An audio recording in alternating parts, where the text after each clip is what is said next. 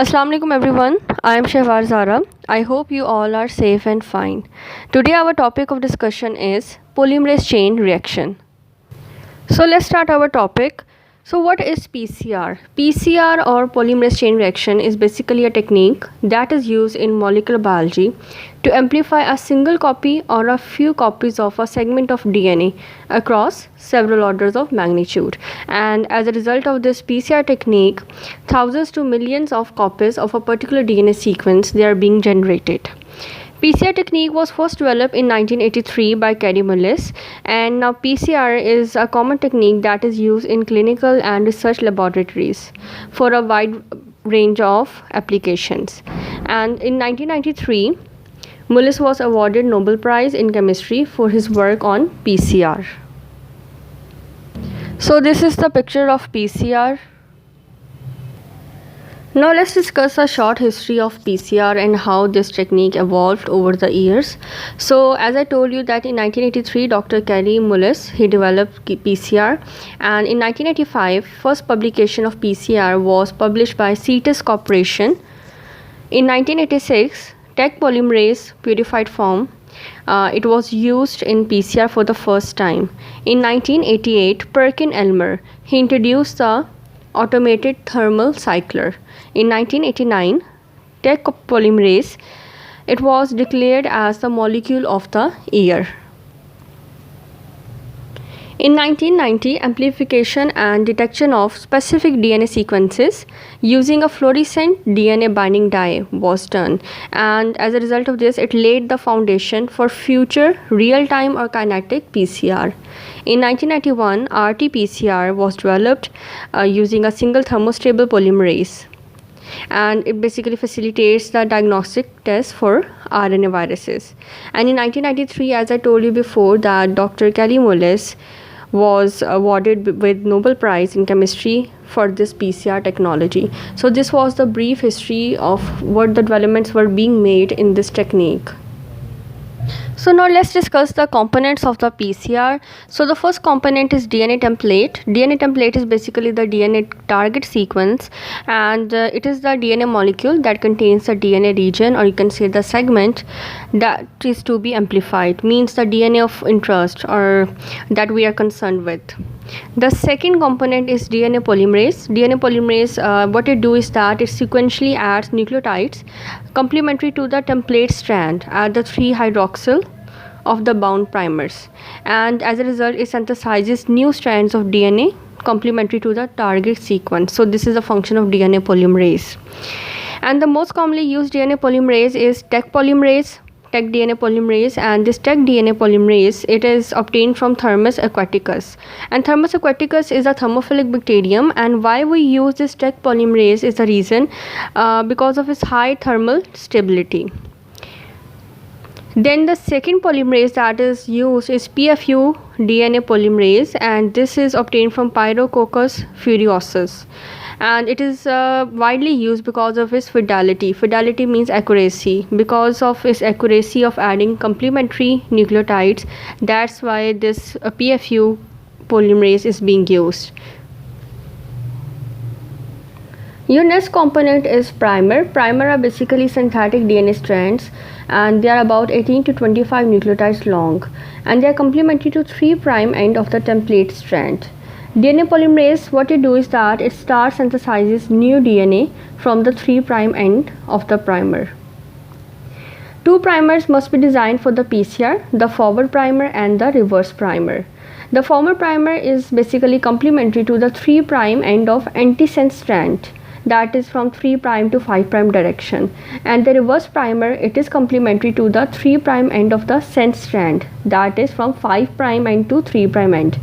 And if we consider the sense strand 5' end to 3' of a gene for designing primers, then forward primer it is the beginning of the gene, and the reverse primer it is the reverse complement of the 3' end of the gene. Here in the diagram you can see the sense strand and the antisense strand, and the sense strand, as I have told you before, that it is from 5' to 3' direction, whereas the antisense strand it is the reverse of it, that is 3' to 5' end. and you can see the forward primer are being marked and the reverse primer are being marked. So the reverse primer will start making the strand from 5' direction, whereas the forward will from the 3'. Now let's discuss that what should be the design of the primer.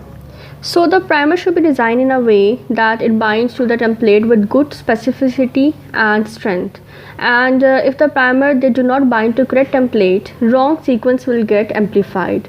So because of this reason, optimal primer sequences and the appropriate primer concentrations, they are essential for maximal specificity and efficiency in PCR. One thing that should be noted here is that complementary nucleotide sequences within a primer and between primer should be avoided, because if there will be complementary sequences in two primers used, one for each DNA strand, the primer will hybridize with each other, and as a result they will form primer dimers and they will not be available for binding with the template. So that's why the complementary sequences they should be avoided. And if there are complementary sequences within a primer, what it will do, it will make the hair loop structure. One more thing that should be noted here is that the primer should preferably end on the guanine and cytosine, means GC sequence, so that it can attach with sufficient strength with the template. And this ending with the GC content, it will increase the efficiency of priming due to the stronger bonding of G and C bases, because you know that between G and C there are 3 bonds, so that's why it will make the strong bonding. Moreover, one more thing that is important to keep in mind is that the run of 3 or more cytosine and guanine at the 3' end of the primer, it should be avoided, because what it will do is that they may promote mispriming, that is the non-specific binding to the G or C rich sequences in the genome and other than the target sequence. And why this as I have told you that it should end with the GC. So the reason behind is that because you know that between adenine and thymine there are 2 bonds, and between the guanine and cytosine there are the 3 bonds. So this 3 bonding it will provide the more strength.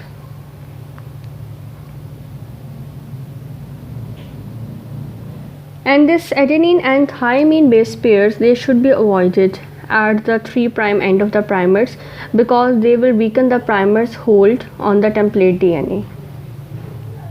Your next component is nucleotides, that is deoxynucleotide triphosphatases and triphosphates, and all types of nucleotides are, you know that they are the building blocks of the new DNA strand and they are essential for the reaction, and these include the 4 types, that is adenine, guanine, cytosine, thymine or uracil in case of RNA. The next component is magnesium. What magnesium does is that it affects the primer annealing and template denaturation as well as the enzyme activity. So it is also required for this purpose.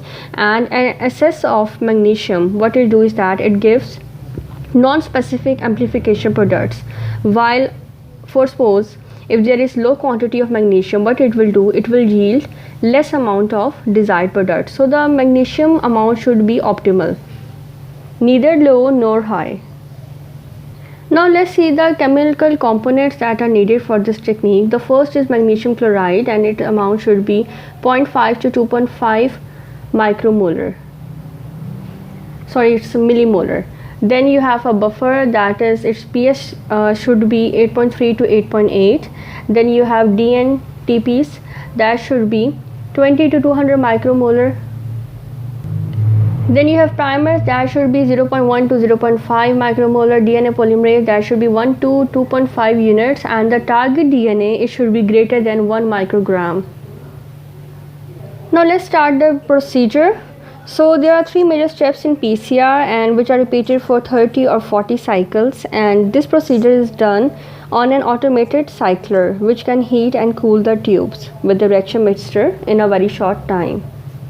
So we will discuss all the steps in detail. So the first step is denaturation at 94 degrees Celsius. So this denaturation at 94 degrees Celsius, it is done for 1 minute, and it is basically the heating step that you denature it by heating, and the reaction mixture is heated to 94 degrees Celsius for 1 minute, and as a result of this heating, it causes separation of DNA double strands, and now each strand it acts as a template for the synthesis of complementary strands. So here you can see that how the two strands in the diagram, how the two strands are separated, and each strand will act as a template for the synthesis of complementary strand. The next step is annealing at the 54 degrees Celsius. This step consists of cooling of reaction mixture after the denaturation step, and the cooling is done to 54 degrees Celsius from the 94 degrees Celsius.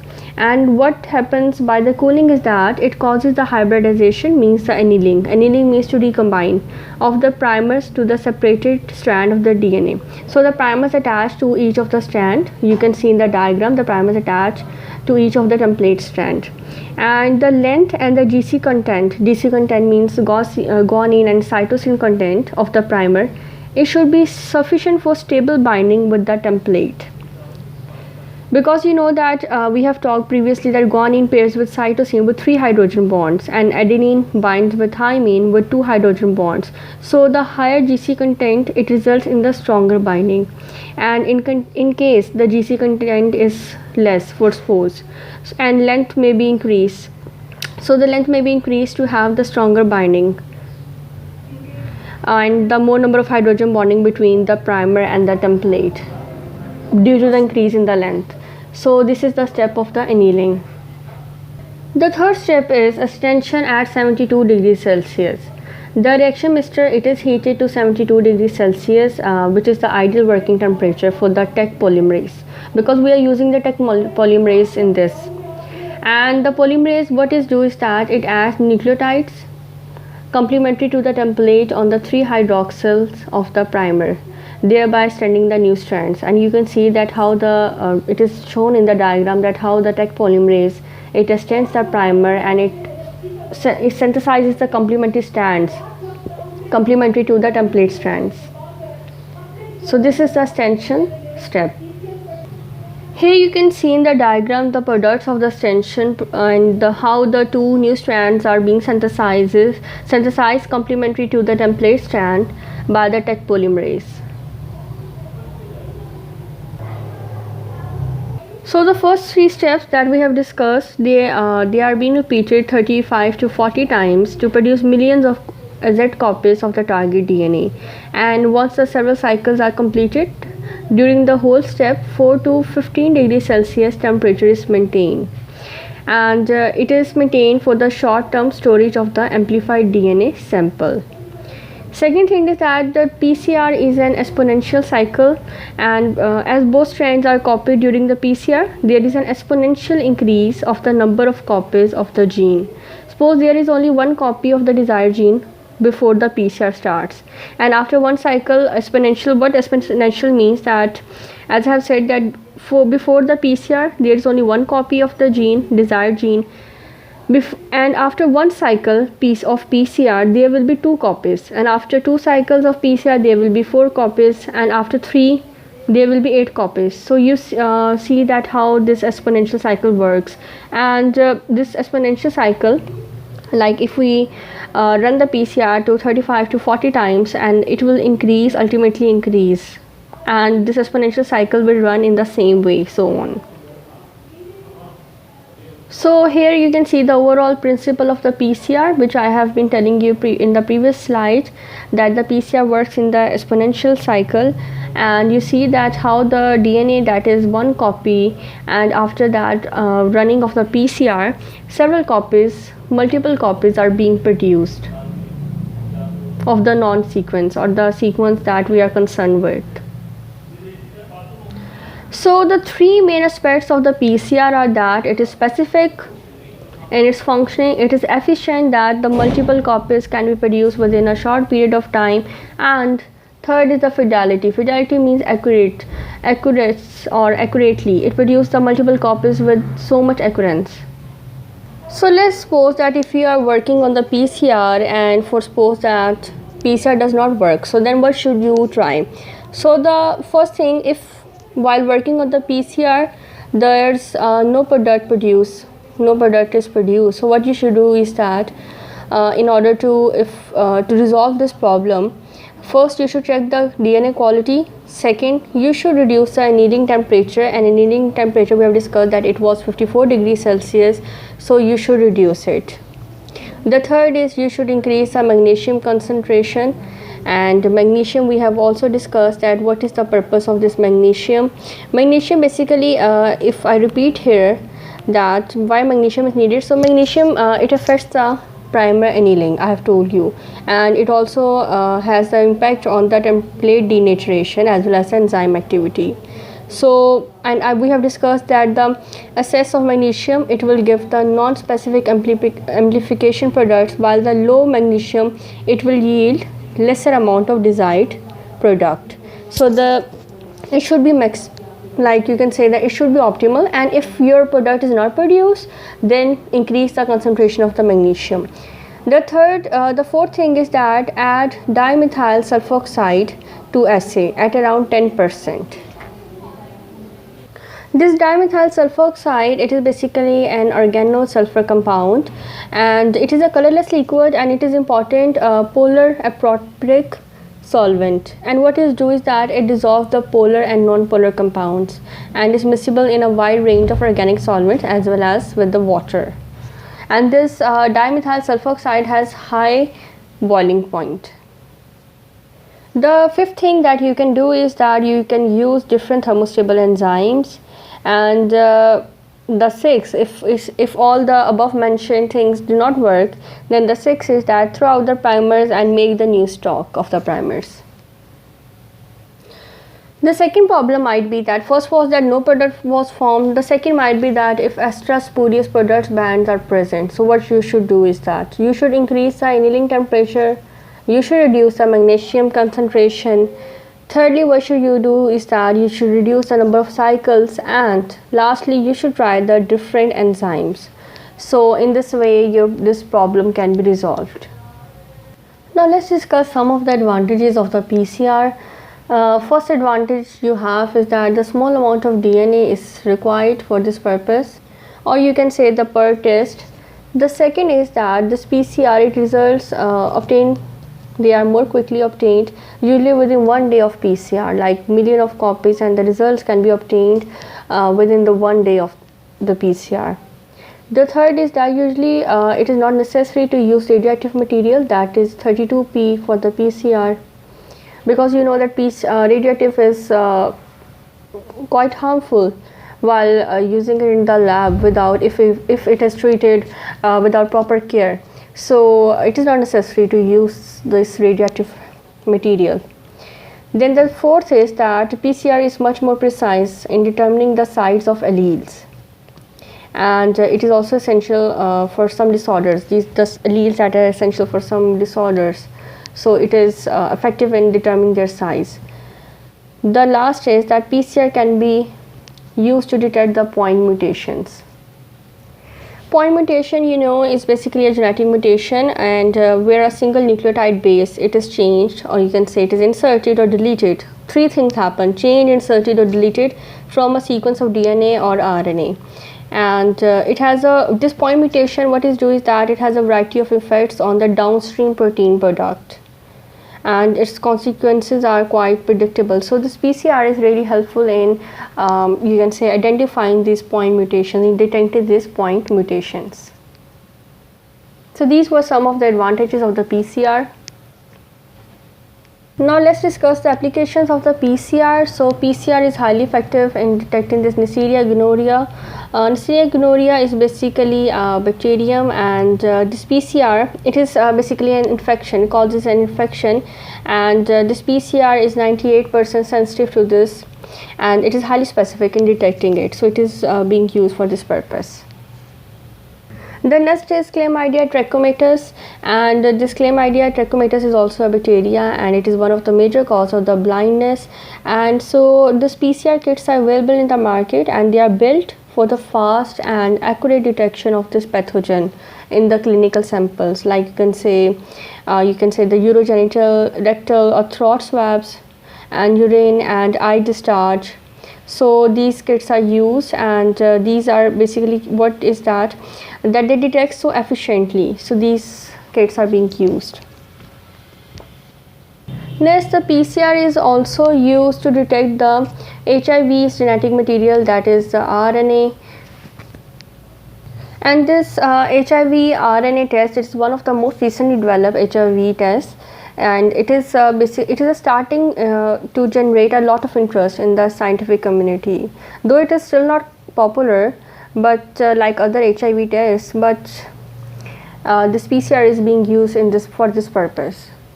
The next application of PCR is factor V Leiden, and factor V Leiden is basically the name of specific gene mutation, and this PCR is used to detect it, gene mutation, and this gene mutation, it results in thrombophilia, and which is an increased tendency. The result of this mutation, factor V Leiden mutation, is the thrombophilia. So what is thrombophilia? Thrombophilia is basically an increased tendency to form abnormal blood clots that can block blood vessels. So this PCR is helpful in detecting this factor V Leiden.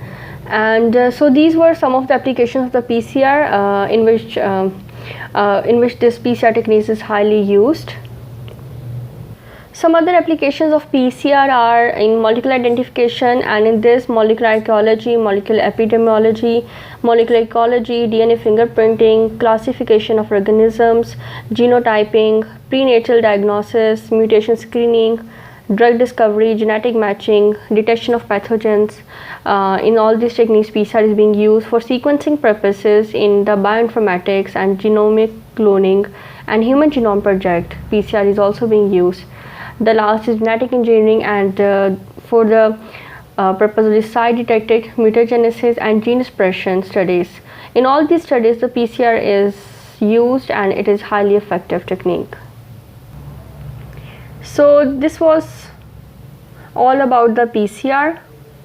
I hope that you have understand what we have discussed in today's lecture, and how this PCR works, and the entire procedure that we have discussed. And if you want to read further about the PCR in the written form, so you can then you can visit these sites which I have mentioned here. Thank you for watching. Allah Hafiz.